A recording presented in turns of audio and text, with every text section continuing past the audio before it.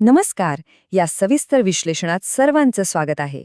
आज आपण अध्ययन उपपत्ती म्हणजेच लर्निंग थिअरीज या विषयाचा अगदी सखोल अभ्यास करणार आहोत.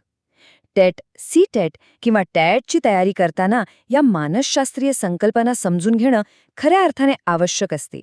योग्य दिशा असली की कठीण विषयही एकदम सोपे वाटतात, होय ना? म्हणूनच आज आपण सर्व महत्त्वाच्या उपपत्ती, त्यांचे जनक आणि त्या कायम लक्षात ठेवण्यासाठी काही भन्नाट मेमरी ट्रिक्स अतिशय सोप्या आणि रंजक भाषेत पाहणार आहोत. थेट मुद्द्यावर येऊया. आपल्या अभ्यासाची रचना नेमकी कशी असेल ते पाहूया. आपण एक प्रकारचा रोड मॅप किंवा मेंटल फोल्डर्स तयार करून पुढे जाणार आहोत. अध्ययन, उपपत्ती आणि महत्त्व, सराव आणि अभिसंधान, बक्षीस आणि सूज, अनुकरण आणि रचनावाद, आणि शेवटी एक छोटीशी उजळणी आणि प्रश्नमंजुषा. यामुळे ही सर्व माहिती मेंदूत एकदम पक्की होण्यास मदत होईल. अध्ययन उपपत्ती आणि महत्त्व, पायाभरणी. तर या उपपत्ती नेमक्या का महत्त्वाच्या आहेत? स्पर्धा परीक्षांच्या दृष्टीने विचार केला तर हा विषय एक परिपूर्ण गेम चेंजर आहे. विद्यार्थ्यांचे वर्तन, त्यांची शिकण्याची पद्धत कशी विकसित होते आणि यात शिक्षकाची भूमिका काय असावी, या सर्वांचा पायाच या उपपत्तींवर आधारित आहे. हा विषय पक्का करणे म्हणजे परीक्षेतील यशाकडे एक मोठे पाऊल टाकण्यासारखे आहे. सराव आणि अभिसंधान, वर्तनाचा पाया. आता आपण अध्ययनाच्या पहिल्या स्तंभाकडे वळूया. इथे आपण मानवी वर्तनाचा पाया, काही प्राथमिक यंत्रणा आणि सततच्या प्रयत्नामधून आपण कसं शिकतो हे समजून घेणार आहोत. नवीन गोष्ट शिकताना आपण कोणत्या टप्प्यांमधून जातो हे आता उलगडेल. सर्वात आधी येते ती एडवर्ड थॉर्नडाईक यांची प्रयत्न व चुका उपपत्ती, म्हणजेच ट्रायल अँड एरर. आपण सगळेच जण सायकल चालवायला कसे शिकलो जरा आठवून पहा. सुरुवातीला आपण पडतो, तोल जातो, पण पुन्हा उठून जोमाने प्रयत्न करतो आणि शेवटी उत्तम सायकल चालवायला शिकतोच. थॉर्नडाईक यांनीच याच नैसर्गिक प्रक्रियेला लॉ ऑफ इफेक्ट आणि लॉ ऑफ एक्सरसाइज या नियमांमध्ये बसवले आहे.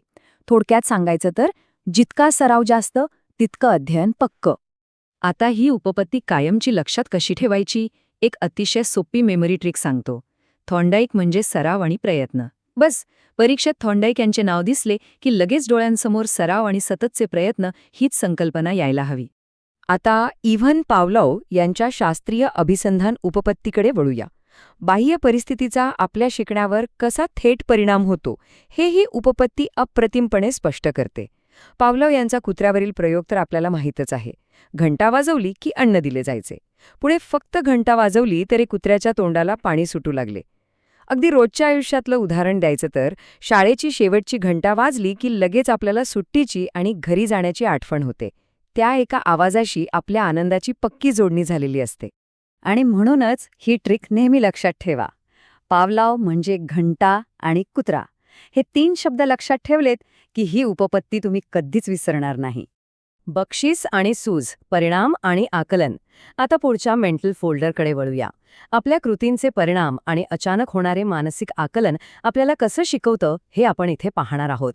आता या 2 उपपत्तींमधील तुलना खरोखरच खूप रंजक आहे. एका बाजूला पॅव्लोव यांचे शास्त्रीय अभिसंधान आहे, जे थोडं निष्क्रिय आहे, जसं घंटा वाजली की अन्न मिळणार. पण दुसऱ्या बाजूला B.F. स्किनर यांचे क्रियाशील अभिसंधान आहे. हे पूर्णपणे परिणामांवर आधारित आहे. जर भरपूर अभ्यास केला आणि चांगले गुण मिळाले, जे एक बक्षीस आहे, तर भविष्यात आणखी चांगला अभ्यास करण्याची प्रेरणा मिळते. इथे कृतीचे परिणाम आपले पुढचे वर्तन ठरवत असतात. स्किनर यांच्यासाठी ही भन्नाट ट्रिक कायम लक्षात ठेवायची. स्किनर म्हणजे रिवॉर्ड आणि पनिशमेंट. चांगले वागले तर बक्षीस आणि वाईट वागले तर शिक्षा. विद्यार्थ्यांमध्ये अभ्यासाच्या चांगल्या सवयी लावण्यासाठी ही पद्धत आजही तितकीच प्रभावी आहे. यानंतर येते वॉल्फगँग कोहलर यांची सूज उपपत्ती, ज्याला आपण इनसाइट लर्निंग थिअरी असंही म्हणतो. कोहलर यांनी माकडांवर प्रयोग करून हे दाखवून दिलं की शिकणं नेहमीच टप्प्याटप्प्याने होत नाही. काही वेळा ते एका क्षणी अचानक होतं.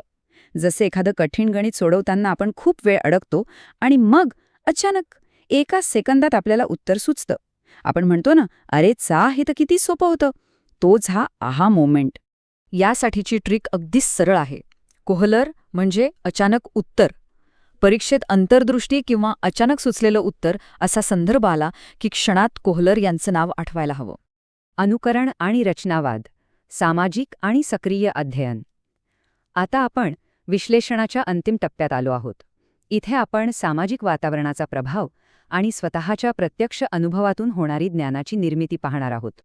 अल्बर्ट बांडुरा यांची अनुकरण उपपत्ती आपल्या शिकण्यावर सामाजिक वातावरणाचा केवढा मोठा प्रभाव असतो हे त्यांनी बोबो डॉल प्रयोगातून दाखवून दिलं.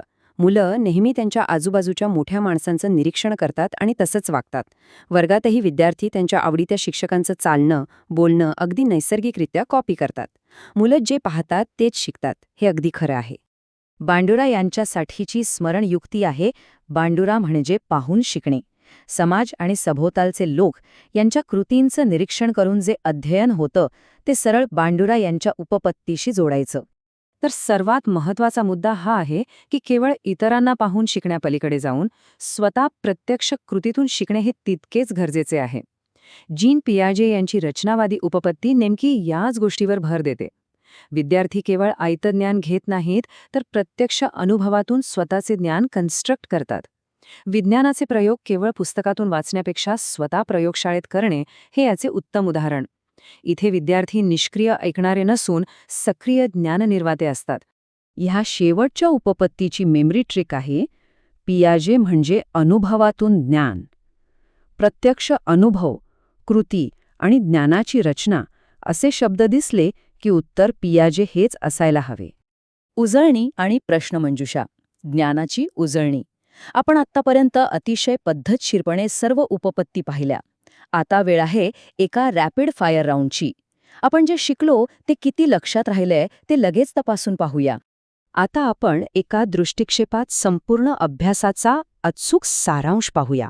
थॉर्नडाईक, प्रयत्न व चुका; पॅव्लॉव, शास्त्रीय अभिसंधान; स्किनर, क्रियाशील अभिसंधान; कोहलर, सूज उपपत्ती; बांडुरा, अनुकरण उपपत्ती आणि पियाजे, रचनावाद. या माहितीचा एक मेंटल स्नॅपशॉट नक्की घेऊन ठेवा. परीक्षेच्या वेळी तो हमखास कामी येईल. चला तर मग पहिला प्रश्न, ट्रायल अँड एरर थिअरी म्हणजेच प्रयत्न व चुका उपपत्ती कोणी मांडली? थोडा वेळ घ्या, आठवतंय? अगदी बरोबर, थॉर्नडाईक. दुसरा प्रश्न, रिवॉर्ड आणि पनिशमेंट म्हणजेच बक्षीस आणि शिक्षा यांचा वापर कोणत्या उपपत्तीमध्ये होतो? आपण मगाशीच पाहिलं, बरोबर, B.F. स्किनर.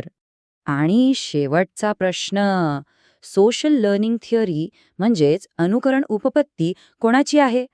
बोबो डॉलचा प्रयोग आठवून पहा.